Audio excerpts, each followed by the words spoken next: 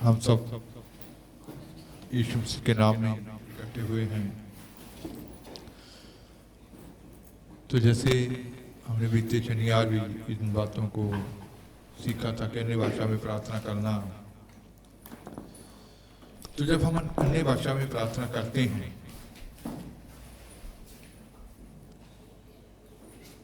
तो जैसे बीते शनिवार भी सीखा था कि क्या लाभ, अन्य भाषा में प्रार्थना क्यों करना चाहिए। पढ़ेंगे पहला ग्रंथियां 14 बाब उसकी 13 है।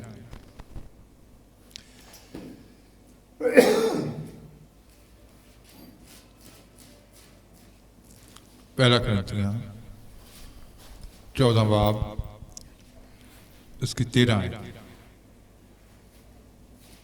इस करके जेड़ा पराई भाखा बोलता है वो प्रार्थना करे भई अर्थ भी कर सके।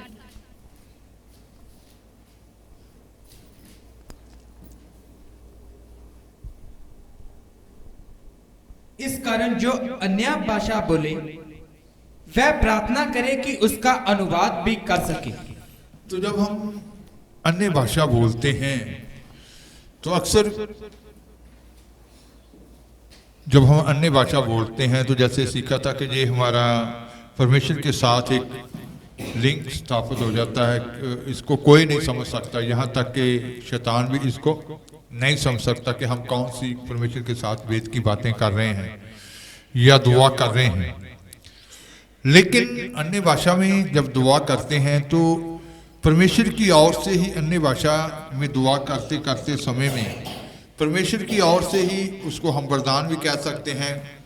एक ऐसी योग्यता हमारे जीवन में कार्य करती है कि हम उसको अपनी भाषा में अनुवाद कर सकते हैं, कि जो अन्य भाषा में हम बोल रहे हैं उसको अपनी भाषा में जो हमारी लैंग्वेज होती है उसमें भी उसका क्या कर सकते हैं, ट्रांसलेशन कर सकते हैं, अनुवाद कर सकते हैं। जैसे कोई दूसरा अन्य भाषा बोल रहा है तो फिर जब वो परमेश्वर की अनुग्रह से हमारे ऊपर वो जब अन्य भाषा में दुआ करते करते करते ही तो हमारे ऊपर वो खुदा की अनुग्रह से हम दूसरे की अन्य भाषा के भी क्या कर सकते हैं, ट्रांसलेशन कर सकते हैं, या दूसरे की अन्य भाषा में वो क्या दुआ कर रहा है उसको क्या कर सकते हैं, समझ सकते हैं। तो इसका मतलब है कि जैसे पौलुस ने यहाँ कहा था कि जो अन्य भाषा में दुआ करे वह क्या करे, प्रार्थना करे कि उसको क्या कर सके। फिर से एक बार पढ़ लेंगे। इस कारण जो अन्य भाषा बोले वह प्रार्थना करे कि उसका अनुवाद भी कर सके। वह प्रार्थना करे कि वह उसका अनुवाद भी कर सके। तो इसका मतलब है कि जितना ज्यादा हम प्रभु के बीच में बढ़ते चले जाते हैं, अन्य भाषा में ज्यादा दुआ करते हैं, तो वो हमारे ऊपर, वो हमारी अपनी योग्यता नहीं है कि उस स्वर्गीय भाषा की ट्रांसलेशन करें या उसको समझ सकें। ये परमेश्वर की योग्यता होती है कि जब हम अन्य भाषा में दुआ करते हैं तो फिर उसको समझने के लिए भी खुदा का अनुग्रह ही हमें क्या करता है, वो बल देता है कि हम उसको क्या कर सकें, समझ सकें। तो अन्य भाषा में दुआ करते करते ही वो हमारे ऊपर वो अभिषेक कार्य करता है। फिर लिखा गया कि जब हम अन्य भाषा में दुआ करते हैं तो जो मनुष्य का आत्मा होता है, जो हमारा आत्मा होता है, उसके अंदर से जीवन जल की नदियां बह उठती हैं। वह शक्ति या समर्थ में वो बलवंत हो जाता है, ताकतवर हो जाता है। यूहन्ना के इंजील 7 बाब उसकी 38 आयत।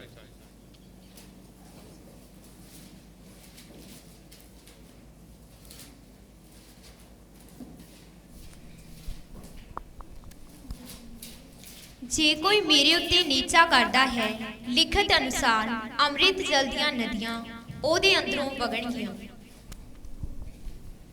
जो मुझ पर विश्वास करेगा, जैसा पवित्र शास्त्र में आया है, उसके हृदय में से जीवन के जल की नदियां बह निकलेंगी। जो मुझ पे विश्वास करेगा, जैसा पवित्र शास्त्र में आया है, जैसा लिखा गया है, उसके हृदय से जीवन जल की क्या बह उठेंगी, नदियां बह उठेंगी।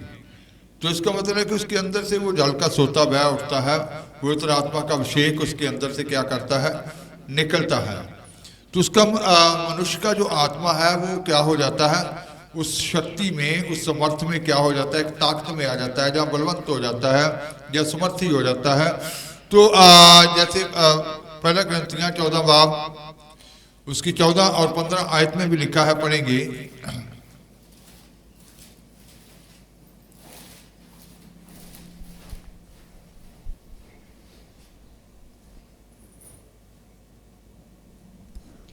ਜੇ ਮੈਂ ਪਰਾਈ ਭਾਖਿਆਂ ਵਿੱਚ ਪ੍ਰਾਰਥਨਾ ਕਰਾਂ ਤਾਂ ਮੇਰਾ ਆਤਮਾ ਪ੍ਰਾਰਥਨਾ ਕਰਦਾ ਹੈ ਪਰ ਮੇਰੀ ਸਮਝ ਨਿਸ਼ਫਲ ਹੈ। ਫਿਰ ਗੱਲ ਕੀ ਹੈ, ਮੈਂ ਤਾਂ ਆਤਮਾ ਨਾਲ ਪ੍ਰਾਰਥਨਾ ਕਰਾਂਗਾ ਅਤੇ ਸਮਝ ਨਾਲ ਵੀ ਪ੍ਰਾਰਥਨਾ ਕਰਾਂਗਾ। मैं आत्मा नाल गावांगा अते समझ नाल भी गावांगा। इसलिए यदि मैं अन्य भाषा में प्रार्थना करूं, यदि मैं अन्य भाषा में दुआ करूं, तो मेरी आत्मा प्रार्थना करती है। मेरी आत्मा क्या करती है, इसका मतलब है कि अंदरूनी जो मनुष्य की आत्मा है तो वो परमेश्वर की आत्मा के साथ क्या हो जाती है, एक हो जाती है। तो उससे हमारा अंदरूनी मनुष्यत्व जो है, जहाँ इंसान की जो आत्मा है वो समर्थी, उस समर्थ में आती है, उस ताकत में आती है, बलवंत होती है। अन्य भाषा में दुआ करता हूं जब मैं, तो क्या कहता कि मेरी आत्मा दुआ करती है लेकिन मेरी समझ क्या हो जाती है, निष्फल हो जाती है। पढ़ेंगे, परंतु मेरी बुद्धि काम नहीं देती। मेरी बुद्धि, फिर अपनी बुद्धि से जो लोग दुआ करते हैं, जब हम आत्मा से भर जाते हैं फिर नहीं हमें मालूम पड़ता कि हम क्या दुआ कर रहे हैं। फिर मेरी बुद्धि क्या हो जाती है, काम नहीं करती, कि फिर इंसान की बुद्धि उस वक्त काम नहीं करती, फिर खुदा का रूह कार्य करता है उसके जीवन से। तो मेरी बुद्धि काम नहीं करती, मेरी बुद्धि निष्फल हो जाती है। फिर अतः क्या करना चाहिए, मैं आत्मा से भी प्रार्थना करूंगा और बुद्धि से भी प्रार्थना करूंगा। मैं आत्मा से भी प्रार्थना करूंगा और बुद्धि से भी प्रार्थना करूंगा। मैं आत्मा से गाऊंगा और बुद्धि से भी गाऊंगा। आत्मा से भी गाऊंगा और बुद्धि से भी गाऊंगा। तो इसका मतलब है कि फिर इंसान का आत्मा खुदा के आत्मा के साथ एक होकर, जैसे लिखा गया कि उसके हृदय से फिर अमृत जल की क्या बह उठती हैं, वो नदियां बह उठती हैं, वो समर्थ निकलती है। उसका अंदर ही मनुष्य जो है वो उस शक्ति में, उस समर्थ में आ जाता है, बलवंत हो जाता है। तो नीति वचन 20 बाब उसकी 27 आयत में लिखा है, पढ़ेंगे।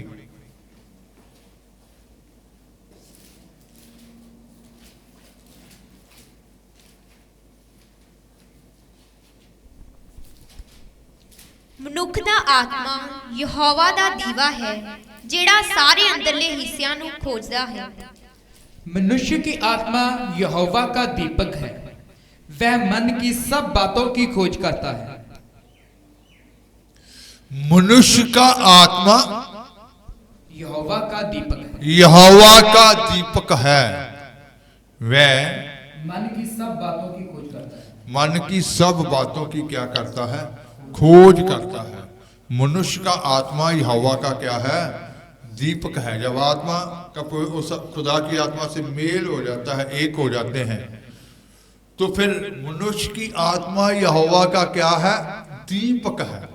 जब मसीह में भरे होंगे, अन्य भाषा में दुआ कर रहे हैं, फिर वो दिखाएगा अंदर भी मन में क्या है, ऐसा कैसे विचार है, कैसा है इंसान। तो आत्मा में प्रार्थना जब हम करते हैं, अन्य भाषा में प्रार्थना करते हैं, हमारा आत्मा जो है वो शक्ति में, समर्थ में बढ़ जाता है। फिर इसकी 14 की 40 आयत जब हम पढ़ते हैं तो वहां लिखा गया है, पढ़ेंगे।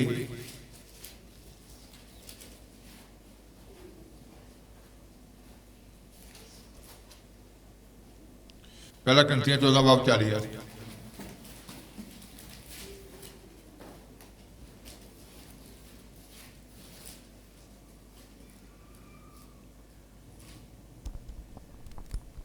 ਪਰ ਸਾਰੀਆਂ ਗੱਲਾਂ ਟੱਬ ਸਿਰ ਅਤੇ ਯੁਕਤੀ ਨਾਲ ਹੋਣ। पर सारी बातें शालीनता और व्यवस्थित रूप से की जाएं।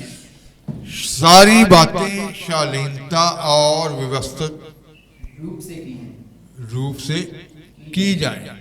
तो इसका क्या मतलब है? जैसे पंजाबी में लिखा है कि सारी बातें तब से और युक्ति नाल हो। युक्ति के साथ की जाए।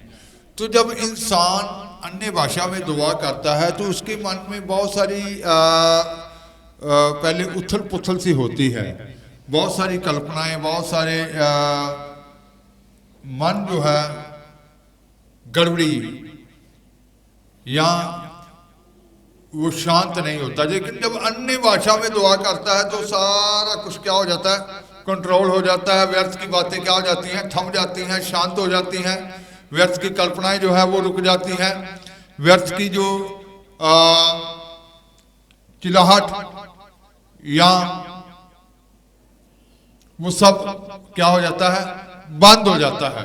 कब? जब हम अन्य भाषा में दुआ करते हैं, पूरा अभिषेक जब इंसान के ऊपर ठहर जाता है, अन्य भाषा में दुआ करते करते करते अंदर पूरी शांति आ जाती है। उथल पुथल है ना, मन की उथल पुथल जो पहले चल रही होती है वो क्या हो जाती है, बंद हो जाती है।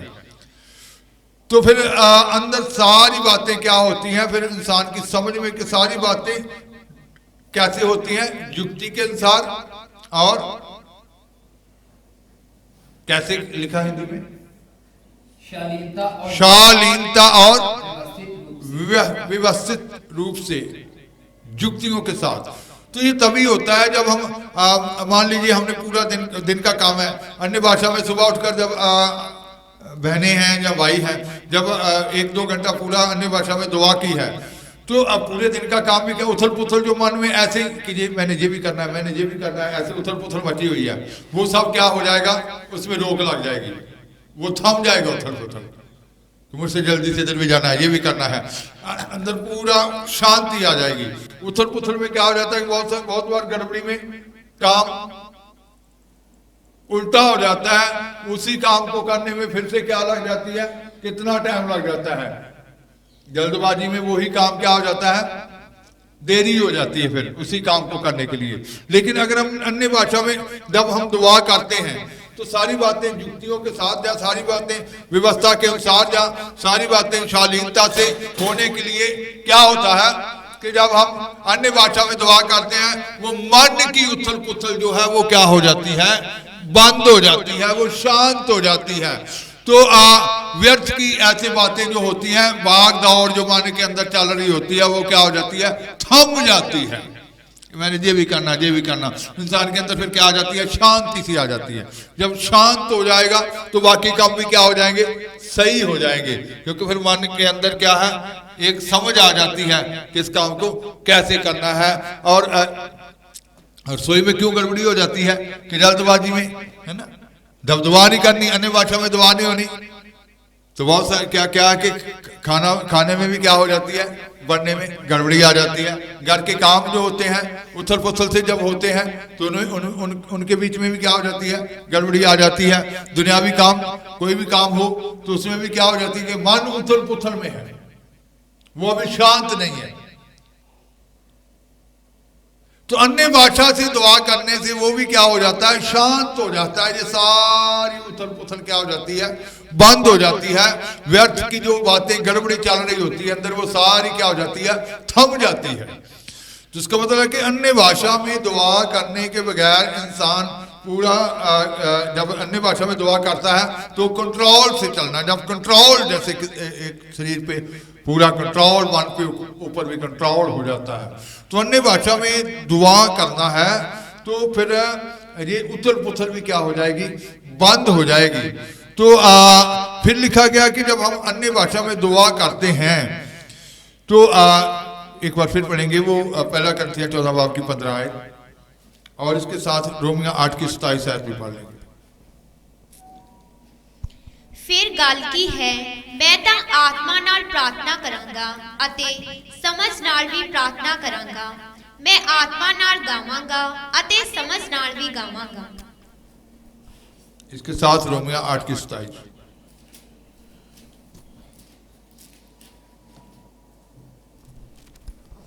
इस तरह आत्मा भी साडी दुर्बलताई विच साडी सहायता करदा है, क्यों जो किस वस्त ਲਈ ਸਾਨੂੰ ਪ੍ਰਾਰਥਨਾ ਕਰਨੀ ਚਾਹੀਦੀ ਹੈ ਅਸੀਂ ਨਹੀਂ ਜਾਣਦੇ, ਪਰ ਆਤਮਾ ਆਪ ਅਕਥ ਹੋ ਕੇ ਭਰ ਕੇ ਸਾਡੇ ਲਈ ਸਿਫਾਰਿਸ਼ ਕਰਦਾ ਹੈ। अतः क्या करना चाहिए? मैं आत्मा से भी प्रार्थना करूंगा, मैं आत्मा से प्रार्थना करूंगा और बुद्धि से भी प्रार्थना बुद्धि से भी करूंगा। प्रार्थना करूंगा।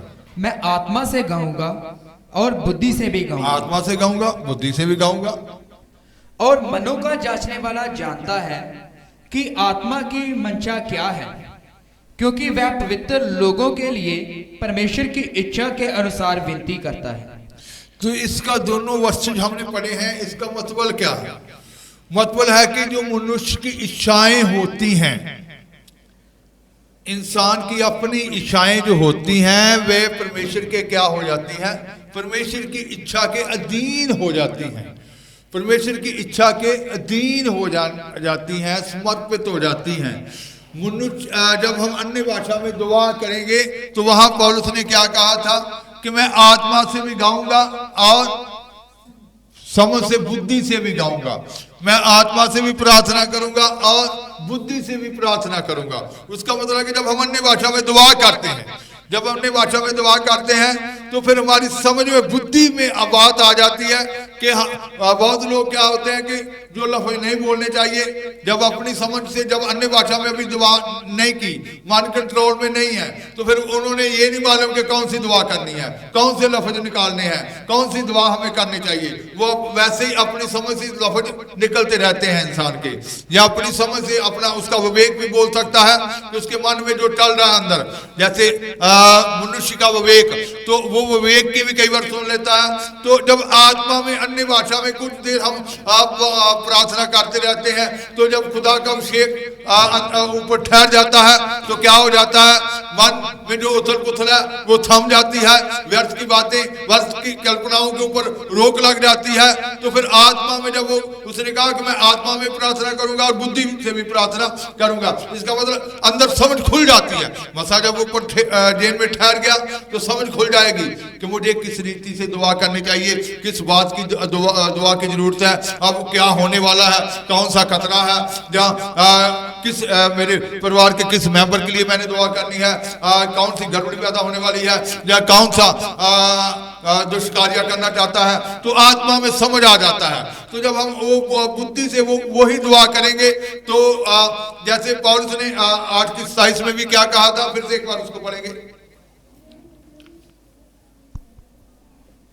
और मनों का जांचने वाला जानता है कि आत्मा की मंशा क्या है। आत्मा की मंशा क्या है? आत्मा सब कुछ जानता है कि सही क्या है, कौन सी अब इसके मुंह से दुआ होनी चाहिए, क्योंकि वह पवित्र लोगों के लिए परमेश्वर की इच्छा के अनुसार विनती करता है। पवित्र लोगों के लिए परमेश्वर की इच्छा के अनुसार, तो इसका मतलब है कि इंसान की अपनी इच्छाएं जो हैं, जब अन्य भाषा में वो भरकर दुआ करता है, जब भर जाता है पूरी तरह से, उसकी अपनी इच्छाएं परमेश्वर की इच्छाएं क्या हो जाती है? परमेश्वर की इच्छाओं के अधीन हो जाती हैं, परमेश्वर की इच्छा के अधीन हो जाती हैं। फिर आत्मा परमेश्वर की इच्छा को जानता है।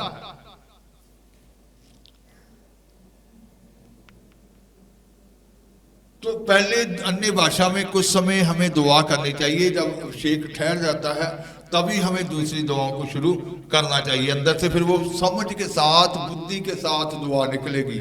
अगर ऐसे पहले हम कुछ देर ऐसे व्यतीत कर दिया तो थोड़ी देर हमने मान लीजिए शुक्रगुजारी, तारीफ की है खुदा की, क्योंकि वो तारीफ के क्या है? योग्य है, उसका धन्यवाद किया है। लेकिन बाद में जब हम अन्य भाषा में दुआ करते हैं तो कुछ समय जब हम अन्य भाषा में दुआ करते जाएंगे उसके बाद पवित्र आत्मा का अभिषेक ऊपर ठहरना शुरू हो जाएगा। तो जब अभिषेक ठहर जाएगा तो मन की पहले सबसे क्या हो जाएगी? उथल पुथल बंद हो जाएगी। मन के अंदर जो इधर उधर की बातें चल रही हैं, गड़बड़ी चल रही हैं, वो सारी क्या हो जाएगी? शांत हो जाएगी। उसके बाद फिर समझ आएगी कि कौन सी दुआ करनी है। इसलिए उसने कहा कि मैं आत्मा में प्रार्थना करूंगा और बुद्धि से भी प्रार्थना करूंगा। मैं आत्मा से भी गाऊंगा और बुद्धि से भी गाऊंगा। फिर उसको मालूम पड़ जाता है कि मुझे कौन सा भजन गाना है। ये नहीं है कि या शरीर को खुश करने के लिए या दूसरे को खुश करने के लिए। फिर वो सारी बातें समझ में आती है कि अब किस वस्तु की यहाँ पर जरूरत है, कैसे लोग हैं, या मैं परिवार में हूँ, रिश्तेदारों में हूँ, या संगत में हूं, अब कौन सी दुआ करनी है। जैसे मान लीजिए कि हम संगत में हैं तो फिर संगत को किस दुआ की जरूरत है। जब तक हम पहले खुद अभिषेक में नहीं आएंगे, इधर उधर की उथल पुथल बात नहीं होगी, हमें समझ नहीं आएगी कि संगत को कौन सी दुआ की जरूरत है। परिवार की दुआ और होती है, परिवार के लिए जब हम दुआ करते हैं पर्सनल दुआएं और होती हैं, लेकिन संगत के बीच में दुआ करनी है, प्रभु के लोगों के लिए दुआ करनी है। आत्मा जानता है कि जिन लोगों के बीच में हम बैठे हुए हैं उन लोगों को कौन सी दुआ की जरूरत है, उनमें से कौन सा कोई दुखी है या कौन सा कोई बीमार है या कौन सी उसकी परेशानी है, वो आत्मा जानता है। तो या उसका आत्मिक ग्रोथ करने के लिए क्या रुकावट है या उसको कैसे आगे बढ़ना है, तो कौन सी रुकावटें हैं, उसको कैसे तोड़ना है, वो आत्मा जानता है। तो पहले हमें अन्य भाषा में दुआ करना है, तो अन्य भाषा में दुआ करते करते ही ये सब कार्य होते हैं। तो अन्य भाषा में दुआ ही करना चाहिए, ज़्यादा दुआ करना चाहिए, क्योंकि अन्य भाषा में दुआ करने से, जैसे आपने बीते सैटरडे भी इन बातों को सीखा था, तो अन्य भाषा के साथ जब हम दुआ करते हैं तो हमारी भी अपनी भी तरक्की होती है, फिर दूसरों के लिए भी हम तरक्की का कारण, दूसरों के लिए भी आशीष का कारण बनते हैं। तो अन्य भाषा में दुआ करना है तो फिर हमारे अंदर से वो क्या निकलनी चाहिए, अमृत जल की नदियां बहनी चाहिए। हमारा अंदरूनी मनुष्य जो है, मनुष्य का जो आत्मा है, वो शक्ति में समर्थ में बलवंत होना चाहिए, क्योंकि अन्य भाषा में दुआ करने से वो अंदर से, वो हृदय से वो मसा फूट निकलता है, वो नदी फूट निकलती है, और हमारा अंदरूनी मनुष्य जो है वो क्या हो जाता है, ताकत में आ जाता है। तो आज से हमने इन अन्य भाषा में जब हम दुआ करते जाएंगे ज्यादा, तो फिर वो भी आगे जो हम अन्य भाषा में दुआ कर रहे हैं उसको समझने के लिए भी वो खुदा की अनुग्रह से, वो खुदा हमारी अपनी योग्यता नहीं, खुदा की ओर से हमारे ऊपर वो विशेष कार्य करता है कि अन्य भाषा को भी ट्रांसलेशन कर सके, उसको समझ सके, दूसरे क्या दुआ कर रहे हैं उसको समझ सके। तो उसका मतलब है कि ये सारी बातें जो हैं अन्य भाषा में दुआ करने से ही हमारे जीवन में आती हैं। तो ज़्यादा से ज़्यादा हमें अन्य भाषा ही बोलना चाहिए। दूसरे लफ्ज़ तब निकालने चाहिए जब हमारे ऊपर क्या ठहर जाता है, अभिषेक ठहर जाता है। जब अभिषेक ठहर जाएगा फिर हमारी बुद्धि काम करेगी, हमारी समझ कार्य करेगी, फिर हमें मालूम पड़ेगा कि कौन सी दुआ करनी है, मेरे परिवार को किस दुआ की जरूरत है, या रिश्तेदार को किस दुआ की जरूरत है, संगत वालों को, खादमों को किस दुआ की जरूरत है, कि खादमों के लिए भी दुआ करनी है तो कौन सी दुआ करनी है। तो इसका मतलब है कि सबसे पहले हमें अन्य भाषा में ही दुआ करके अपने ऊपर अभिषेक को लेना है। अभिषेक ठहर जाएगा तो जिंदगी की उथल पुथल भी जो है वो थम जाएगी। सुबह उठकर अन्य भाषा में दुआ की है तो दिन के कार्य भी क्या हो जाएंगे, सही रीति से होंगे, काम भी जल्दी निपटेगा और सारे काम भी क्या हो जाएंगे, सही रीति से निपटने शुरू हो जाएंगे। तो इसका मतलब है कि सुबह उठकर हमें अन्य भाषा में दुआ करनी चाहिए। तारीफ करनी है तो उसके बाद अन्य भाषा में भी दुआ करनी है। फिर समझ में बातें आएगी कि आज दिन भर में कौन सी गड़बड़ी मेरे जीवन में है, कहाँ मेरे जीवन में रुकावट आएगी, तो आत्मा में समझ आती है। फिर उसको पहले से ही अगर डांटा जाएगा मसा में भरकर, तो फिर दिन का कार्य क्या होगा, एक शांति में खत्म होगा पूरे दिन का कार्य। इसी रीति से रात को भी जब हम अन्य भाषा में दुआ करके सोते हैं तो रात के बारे में पूरी जानकारी होती है। तो आज अन्य भाषा में दुआ करने से ही हमारे जीवन में वो तरक्की, वो उन्नति, जहाँ आगे बढ़ना या हमारा अपने जीवन में वो तरक्की आना जो हमारे लाभ के लिए, वो सारा अन्य भाषा में ही दुआ करने से ये सारी बातें आती हैं। तो अन्य भाषा में दुआ करना चाहिए ताकि उन सारी बातों को हम समझ सकें जो हमारे लिए, जैसा पौलुस ने पहला कुरिन्थियों 14 चैप्टर में भी लिखी है कि उन सब बातों को अपने जीवन में क्या करना है, लेना है। कि अन्य भाषा में दुआ करके ही हम सारी बातों को ले सकते हैं। आंखें बंद करेंगे और दुआ की